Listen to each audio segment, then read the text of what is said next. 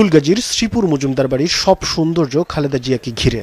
নয়নাভিরাম পুকুর, ঘাট আর সবুজ শ্যামল প্রকৃতিতে ঘেরা এই বাড়িতে আর কখনোই ফেরত আসবেন না খালেদা জিয়া।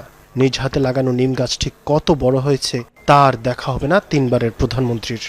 এটা আমাদের ভাষা নেই যে উনি আমরা একটা ডেমোক্রেসি মা হারাই ফেলছি এই ফেনী জেলার মধ্যে।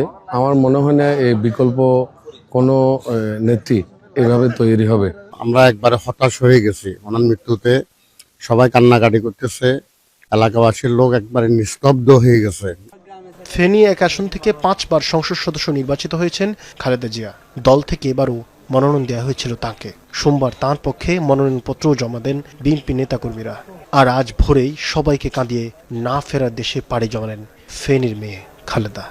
আপনারা মহান আল্লাহর দরবারে 2 রাকাত নফল নামাজ পড়ে অথবা ইবাদতের মাধ্যমে যে যেভাবে পারেন কাজ দিলে ওনার জন্য দোয়া করুন। ফেনীর মেয়ে খালেদা, গর্ববোধের আলাদা।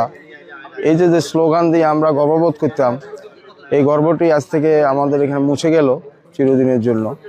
ফেনীর মেয়ে খালেদা, গর্বমোদের আলাদা, এই স্লোগান ফেনীর রাজনীতিতে এনেছে ভিন্নতা। কেবল খালেদা জিয়ার জন্যই ফেনীকে বলা হয় বিএনপির ঘাঁটি। তার হাত ধরে জেলায় হয়েছে হাসপাতাল, স্কুল, কলেজ, সড়ক, মহাসড়ক।